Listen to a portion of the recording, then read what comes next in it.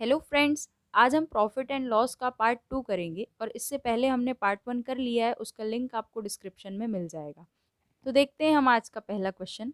100 pencil बेचने पर एक दुकानदार को 20 पेंसिलों के विक्रय मूल्य के बराबर लाभ होता है। विक्रय मूल्य मतलब जिस रेट पर उसे बेचा गया, सेलिंग प्राइस।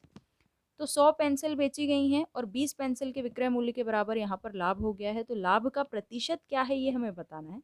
तो यहाँ पर इस क्वेश्चन में आपको करना क्या है कि यहाँ पर जो लाभ हुआ है, लाभ कितना हुआ है, 20 पेंसिल के विक्रय मूल्य के बराबर लाभ हुआ है। तो वो चीज़ आपको लिख देनी है ऊपर। ये जो आपको दिया गया है, लाभ दिया गया है, वो हमने लिख लिया ऊपर 20। अब आपको क्या करना है, नीचे क्या लिखना है, ये जो लाभ है उसको आप सेलिंग प्राइस यानी कि ये जो बेचा गया है, 100 पेंसिल बेची गई है, इसमें से आपको कम करके लिख देना है।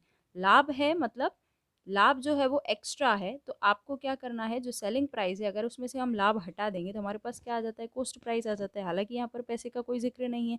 मान लीजिए आप एक पेंसिल 1 रुपये में बेची, तो 100 पेंसिल बेची है, उसने 20 का उसको फायदा हुआ है, मतलब खरीदी कितने की थी, मतलब होंगी कितने की, वो 80 की थी। तो 80 रुपए की थी, तो वो चीज़ आपको नीचे लिखनी है। तो इतना सब कुछ भी आपको याद नहीं रखना है। जो फायदा हुआ है, जो लाभ हुआ है, वो लिखना है ऊपर।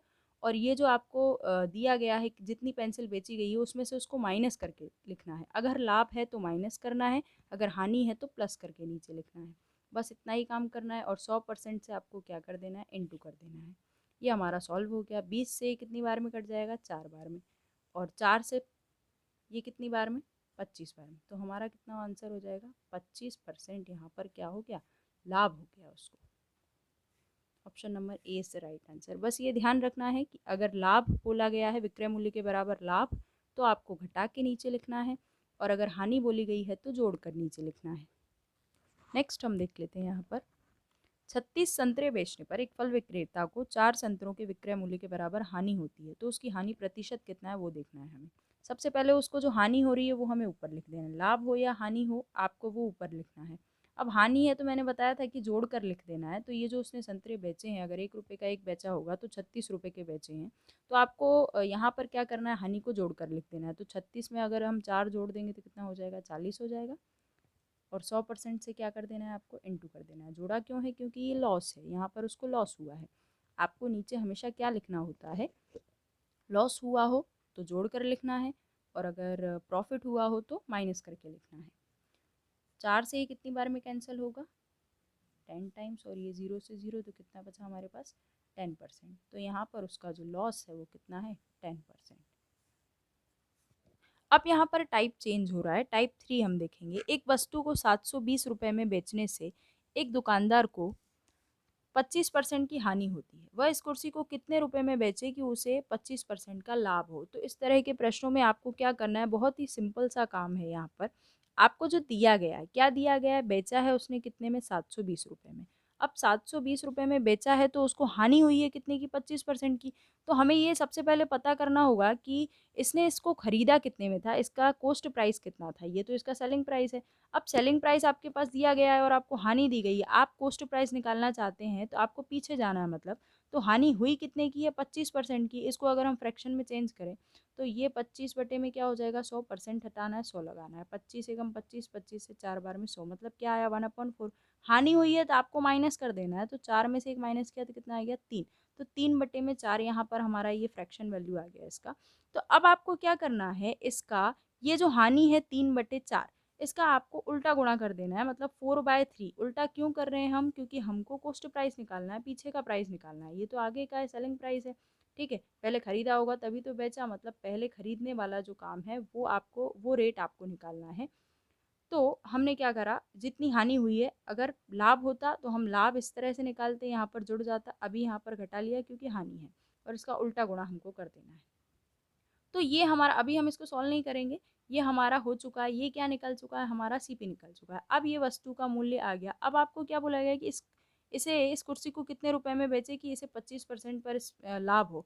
तो 25% की फिर से हम वैल्यू निकालेंगे, 1/4 ही आएगी। लेकिन अब जोड़ देना है क्योंकि अब लाभ लेना है आपको। तो 4 और 1 5, तो 5/4 हो गया। नीचे का नीचे लिखना है। तो अब इसका आपको सीधा गुणा करना है, क्यों, क्योंकि ये कॉस्ट प्राइस था। अब आपको आगे सेलिंग प्राइस पूछा गया है कि अब कितने में बेचे, तो आप इसका सीधा सीधा मल्टीप्लाई कर देंगे 5/4 का। बस यहाँ पर हमारा ये सॉल्व हो जाएगा। तो अब ये इससे कैंसिल हो गया, 3 से इसको काट देंगे, 3 दूना 6 और जो 12, ये हो गया हमारे पास। क्या बच गया, 240 और 5, इसका मल्टीप्लाई कर लेते हैं हम। तो 1200 रुपये हमारा यहाँ पर आंसर आ गया। तो मतलब उसको 1200 रुपये में बेचना होगा ताकि उस पर 25% लाभ हो। इसी तरह का एक और क्वेश्चन हम देख लेते हैं। एक घड़ी को 2880 रुपये में बेचने पर, मतलब ये उसका सेलिंग प्राइस है, क्या है 2880 रुपये, कितनी हानि हुई, 10% की हानि हुई। तो हम सबसे पहले ये पता करेंगे कि ये कितने में खरीदी गई थी। तो उसके लिए आपको ये जो हानि है 10% हानि, इसका आपको वैल्यू फाइंड करना है, इसकी हमको वैल्यू निकालना है। क्या इसकी वैल्यू आएगी, परसेंट हटाया 100 लगाया, इससे ये कैंसिल हुआ, 1/10 हानि है तो माइनस करना है आपको। तो कितना हो गया ये 9/10। अब हमको क्या करना है, ये सेलिंग प्राइस है, हमको निकालना है कॉस्ट प्राइस, मतलब पहले वाला प्राइस तो आपको उल्टा गुणा करना होगा 10/9 का। अब ये हमारा पूरा क्या आ चुका, इसको हम अभी सॉल्व नहीं कर रहे हैं, हम एक ही लाइन में सॉल्व कर देंगे सब। तो ये अब हमारा क्या आ चुका है, ये कॉस्ट प्राइस आ चुका है। तो अब पूछा क्या है कि अब इसे कितने में बेचे कि 5% लाभ हो। तो 5% की वैल्यू सबसे पहले हम निकालेंगे। तो 5/में क्या हो जाएगा 100, परसेंट हटाया ये लगा दिया 100, 5 से कम 5 और ये कितना हो गया 20। तो 1/20। अब लाभ है तो आपको जोड़ना है, मतलब 20 और 1 21, 21/20। तो अब हमको आगे का पूछा है ना कि कितने में बेचे, मतलब आगे का प्राइस पूछा है, सेलिंग प्राइस पूछा है। तो आपको इसका सीधा सीधा इंटू कर देना है 21/20। बस अब इसको हमें सॉल्व कर लेना है। 0 से ये 0 कैंसिल हो जाएगा, और क्या कैंसिल होगा, 2 से ये कितनी बार में, 5 बार में, 9 से हम इसको काट लेंगे 3 बार में, 27 और 9 दूना 18। तो ये कितना हो गया 32, 5 और 21। इसका हम मल्टीप्लाई कर लेंगे तो हमारे पास कितना आएगा,